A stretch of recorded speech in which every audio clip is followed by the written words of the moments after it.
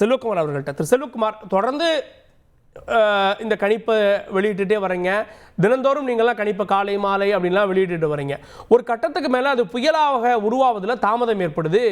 அப்போ புயலை கணிக்கக்கூடியவர்கள்லாம் பொதுமக்கள் வேறு மாதிரி பார்க்குறாங்க. நீங்களே இந்த விமர்சனங்களை செஞ்சு என்னங்க போய் சொல்லிட்டீங்க, நீங்கள் சொன்னீங்க வரல அப்படின்னு எல்லாருமே விமர்சிக்கக்கூடியதை பார்க்குறீங்க. உண்மையிலேயே இந்த கணிப்புகளை மக்கள் விமர்சிக்கிறாங்க அப்படின்றது புரியுதா? ஏன் அந்த கணிப்பும் உண்மையும் மாறுபடுது? கண்டிப்பாக. அதாவது நாம் புயலாக மாறி கரை கடக்கும் பொழுது செயலிழக்கும் என்றுதான் சொல்லியிருந்தோம் ஆரம்ப கட்டமே. 18ஆம் தேதி அறிக்கையிலேயே வரைபடம் வரைந்த அறிக்கைப்படிதான் இப்பொழுது வரைக்கும் போயிட்டு இருக்கு. கடலூர் அருகே என்ற அறிக்கையை தான் கொடுத்திருந்தோம். அதே போல இப்பவும் அது கரை கடந்து செயலிழந்து தென்மேற்காக திரும்பி பாலக்காடு கடவை வழியாக போகணும் தான் அதையும் கொடுத்திருக்கோம். தொடர்ந்து அதே போலதான் நடக்கையும் போகுது.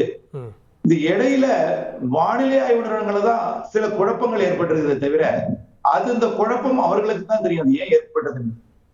ஆகவே பொதுவாக மக்கள் இப்படிப்பட்ட குழப்பங்கள் அவர்கள் ஏற்படுத்துவது இல்லாமல் என்னையும் கொஞ்ச நேரம் குழப்பிட்டாங்க. நேற்றைக்கு நேரலையில இருந்து கொண்டிருந்தேன்.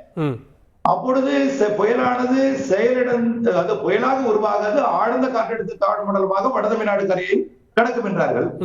அப்போ நாம் ஆய்வுல இருக்க முடியல, தொடர் நேரங்களில் இருக்கும் பொழுது அப்போ வடதமிழ்நாடு கரையை கடக்க ஆழ்ந்த காற்றழுத்த தாழ்வு மண்டலம் தான் வரும் என்றால் அப்படி போகாது. புயலாக உருவார் என்றால் செயலிழந்து விடும் கரை கடக்கும் பொழுது அது ஒரு நன்கமைந்த ஒரு காற்றழுத்த தாழ்வு மண்டலமாக சீர்காழி உள்ளிட்ட மயிலாடுதுறை மாவட்ட பகுதிகளுக்கோ அல்லது கடலூருக்கு தான் கரை கடக்கும் சொல்றோம். ஆனா அதற்கப்புறம் போய் பார்த்தா இரவே அது புயலாக உருவாடுறதுக்கு பெரிய பிக்கப் பூஸ்ட் சாப்பிடுச்சு. பெரிய நீரோட்டத்திலிருந்து இரவே ஒரு பிக்கப் ஆயிடுச்சு. நேற்றைக்கு நம்ம எந்த கருத்துமே மாற்றவில்லை. இடையிலே அவர்கள் குழப்புகிறார்கள். பல்வேறு குழப்பங்கள் காரணமாக நம்மை ஒரு சில பிரச்சனைகளை ஏற்படுத்துகிறார்கள். இப்ப நீங்க சரியா கணிச்சிட்டு இருந்தாலும் இப்போ ஐஎம்டி ஒண்ணு சொல்றப்போ அதுக்கு அக்கௌண்டபிள் இருக்கு, அதனால அவங்க சொல்றது சரியா இருக்குமோ அப்படின்னு உங்க கணிப்பை மாற்ற வேண்டிய நிர்பந்தம் இருக்கும். அதுதான் சில வினாக்களுக்கு விடையளிக்க முடியாத நிலைக்கு தள்ளப்படுகிறோம். நேற்றைக்கு ஏன் புயலாக மாறவில்லை என்று அவர்கள் சில ஊடகங்கள் கேட்கும் பொழுது நான் என் மனதிலே புயலாகி கொண்டிருக்கிறதே, இது ஏன் புயலாக மாறவில்லை? நள்ளிரவுக்குள் இது ஒரு 80 கிலோமீட்டர் வேகத்துக்கு எடுத்து விடுமே, பொழுது விடுவதற்குள் 90க்கு எடுத்து விடுமே, நாளை ஒரு தீவிர புயலாக 100 கூட மாறலாம் என்று மனது சொல்கிறது. ஆனால் அதற்கு பதிலளிக்க முடியாத நிலைக்கு தள்ளப்படுகிறோம் உண்மையிலேயே. ஸோ அப்போ அதனால தான் இந்த மாறுபாடு ஏற்படுது அப்படின்னு பார்க்குறீங்க. நான் திரும்ப உங்கள்கிட்ட இன்னும் டீட்டெயிலாக வர்றேன். டாக்டர் சுமன்சி அவர்கள்ட்ட இந்த விஷயம் இன்றைக்கி ட்விட்டர் சண்டை வரைக்கும் மாறிடுச்சு. என்னங்க சொன்னீங்க வரலை, பாருங்கள் வெளியில் எப்படி இருக்குது அப்படின்லாம் மாறிடுச்சு. ஒருவேளை அதீத எச்சரிக்கையாக இருப்பது தவறு அப்படின்னு நினைக்கிறாங்களா, இல்லை விழிப்புணர்வே ஒரு வகையில் அச்சத்தை கொடுத்துருச்சுன்னு பார்க்குறாங்களா மக்கள்? இல்லை, முதல்ல ஒரு வேண்டுகோள் எல்லாருக்கும், அது வெதர் பிளாகர்ஸாக இருக்கட்டும் மீடியாவாக இருக்கட்டும், தயவு செய்து அந்த வார்த்தைகளை கொஞ்சம் கேர்ஃபுல்லா போடுங்க. அதாவது இந்த ஹெட்லைன்ஸ் சின்ன பின்னமாகுமா, அடித்து நொறுக்கப்படுமா, இந்த மாதிரி வார்த்தைகள் நம்ம பயன்படுத்தினாலே மக்களுக்கு ஒரு பீதியை உண்டாக்குறதுக்கு தானே. அது டிஆர்பிக்காக பண்ணலாம், இல்ல அந்த போஸ்டுக்கு அட்டென்ஷன் உண்டாக்குறதுக்காக பண்ணலாம். டமால் டிமீல் என்று நொறுக்கப்படும், இந்த மாதிரி வார்த்தைகள், இந்த மாதிரி வாக்கியங்களை நம்ம பயன்படுத்தக்கூடாது. அது ஃபர்ஸ்ட் ஒரு நம்ம ஐஎம்டி கிட்ட இந்த அரசாங்கத்தினுடைய வானிலை மையத்திலிருந்து இந்த மாதிரி ஒரு வார்த்தைகள் எங்கேயாவது நீங்க பயன்படுத்தி பார்த்திருக்கீங்களா?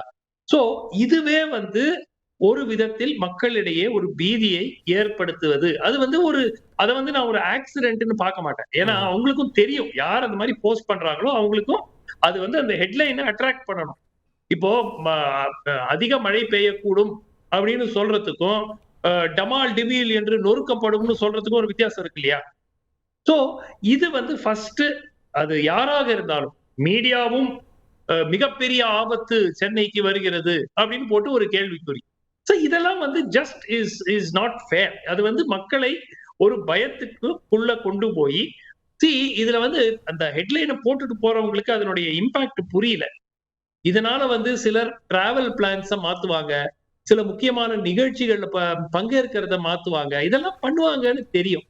அப்போ உங்களுக்கு முழு விவரங்கள், முழு எக்ஸ்பர்டீஸ் உங்களிடம் இல்லாமல் இந்த மாதிரி மக்களிடையே ஒரு பீதியை கிளப்பி விடுவது சரியா? அது சிந்திக்கணும். ஓகே, பட் அதுல இன்னொரு ஒரு ஆங்கிள் இருக்கு பாருங்க. வானிலை மையம் அதிக மழைன்னு தான் சொல்லும், வெள்ளத்துல மிதக்குமான்னு சொல்லாது. நம்ம பை எக்ஸ்பீரியன்ஸ் முன்னால் நடந்ததை வச்சு 20 சென்டிமீட்டருக்கு மேலேயான்னு கேட்டு இது பண்றோம் இல்லையா? இல்ல, ஒரு நிமிஷம். இப்போ 2 நாட்களுக்கு முன்பு ஒரு நேத்தா ஞாபகம் இல்ல, பள்ளிகளுக்கு எல்லாம் விடுமுறை வழங்கப்பட்டது. முந்தானத்து நினைக்கிறேன். முந்தானத்து பள்ளிகளுக்கு சென்னையில விடுமுறை வழங்கப்பட்டது. கிட்டத்தட்ட நாள் பூரா ஒரு சொட்டு மழை கூட இல்லை. நான் எதுக்கு சொல்றேன்னா, இது வந்து நம்ம we need to be safe. அதுக்கப்புறம் வந்து வருத்தப்படக்கூடாது. ஐயோ தவறு செய்து விட்டோமேன்னு வருத்தப்படக்கூடாது. வெதரை பிரெடிக்ட் பண்ணுவதுங்கிறது 100க்கு 100 சரியாக எங்கேயுமே பண்ண முடியாது. ஆனால் கணிசமான அளவுக்கு சரியாக பிரெடிக்ட் பண்ணுவது இந்த மாதிரி மேஜர் வெதர் ஈவெண்ட்ஸ் உலகத்துல பல பகுதியில அதுக்கு டெக்னாலஜி எல்லாம் இருக்கு. அதெல்லாம் வந்து அவைலபிளா இருக்கு. பட் அப்போ கூட 100க்கு 100 சரியாகத்தான் ப்ரெடிக்ட் பண்ண முடியும். இப்போ பிளாகர்ஸை பொறுத்த வரைக்கும் முதல்ல அவங்களுக்கு பாராட்டு தெரிவிக்கணும். ஏன்னா அவங்க இன்ட்ரெஸ்ட்ல செய்யறாங்க. அவங்க வந்து காசுக்காக வந்து அவங்க செய்யல. அவங்க வந்து ஒரு ஆர்வத்தோட ஒரு பேஷனோட அவங்க தங்களுடைய கருத்துக்களை தங்களுடைய அவங்க கத்துக்கிட்டதை வந்து அவங்க ஷேர் பண்றாங்க. ஸோ அவங்க மேல வந்து எனக்கு ஒரே ஒரு வருத்தம், இந்த மாதிரி வார்த்தைகள் சிலர் பயன்படுத்துறாங்கிறதானே தவிர அதை தாண்டி அவர்கள் மீது there is no complaint. Media mainstream media ரெஸ்பான்சிபிளா இருக்கும். அதுல மாற்று கருத்தே இல்லை. அவர்களுக்கு அந்த டிஆர்பிக்காக வந்து அந்த ஹெட்லைன்ஸ் தேவைப்படுகிறது. இப்போ ஓவர் டோஸ் ஆஃப் இன்ஃபர்மேஷன். ஒரு 20 வருஷம் முன்னாடி எடுத்துக்கங்க.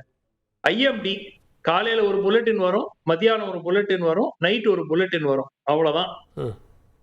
இப்போ என்னன்னா 24 மணி நேரமும் சோசியல் மீடியால யாராவது ஒருத்தர் போஸ்ட் பண்ணிட்டே இருக்காங்க. அந்த போஸ்ட வாட்ஸ்அப்ல பிடிச்சு போட்டு அது ஒரு குரூப்புக்கு ஃபார்வர்ட் பண்ணி நெருங்குகிறது புயல், அபாயம், அபாய எச்சரிக்கை அப்படின்லாம் போட்டு ரெட் அலர்ட், ஆரஞ்சு அலர்ட்.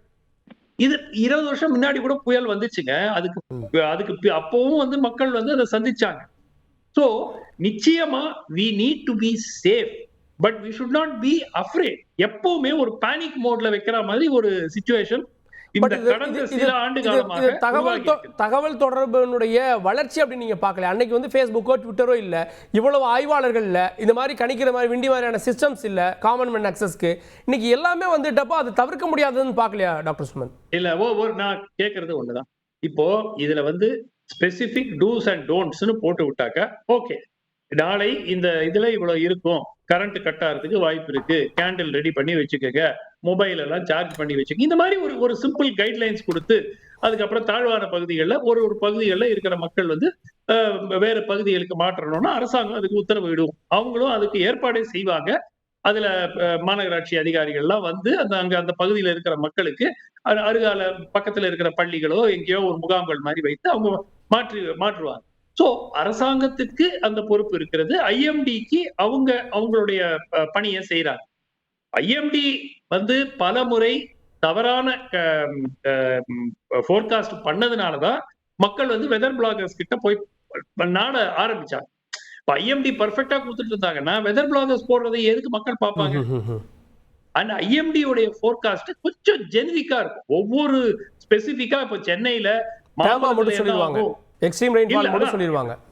ஆமா, இப்ப வந்து சென்னையில ஒரு பகுதியில எடுத்தீங்கன்னா ஒரு கீழ்கட்டளையில என்ன ஆகும், பள்ளிக்கரணையில என்ன ஆகும், வேளச்சேரியில என்ன ஆகும்னு சொல்றது இல்ல ஐஎம்டி பொதுவாக சென்னை, காஞ்சிபுரம், திருவள்ளூர் இந்த மாதிரி ஒரு இது கொடுக்கும் போது நிச்சயமா மக்கள் வேற வெதர் பிளாகர்ஸ் இந்த ஏரியால இவ்வளவு மழை வரும் அப்படின்னு சொல்லும் போது அவங்கள மக்கள் போய் பாக்குறதுல there is no surprise. ரெண்டு விஷயம் தான். ஒரே ஒரு லாஸ்ட் 2 பாயிண்ட் சொல்லிடுறேன். ஒண்ணு, இந்த பேனிக் உருவாக்குவது வந்து நிச்சயமாக தவிர்க்கப்பட வேண்டும். இன்னைக்கு ஒரு ரிப்போர்ட் இப்பதான் பார்த்தேன், தந்தியில ராயபுரம் மேம்பாலத்துல போய் எல்லாரும் வந்து வண்டியை பார்க் பண்ண ஆரம்பிச்சுட்டாங்க. ரைட்டா? இதுக்கு ஏதாவது ஒரு கைட்லைன்ஸ் இருக்கணும் இல்லையா? அரசாங்கம் சொல்லணும், இல்லைங்க இது வந்து ஆபத்தான ஒரு சிச்சுவேஷன் உருவாக கூடும், நீங்க போய் பார்க் பண்ணுங்க. அரசாங்கம் அந்த மாதிரி யாரையாவது வந்து ராயபுரம் பாலத்து மேல வண்டியை பார்க் பண்ணுங்கன்னு சொன்னதா எனக்கு தெரியல. ஆனால் மக்கள் வந்து இந்த பயம் வந்து மக்களுக்கு எங்க இருந்து வந்தது? சோசியல் மீடியால இருந்து வந்தது, மெயின் ஸ்ட்ரீம் மீடியால இருந்து வந்தது. இது வரலையா?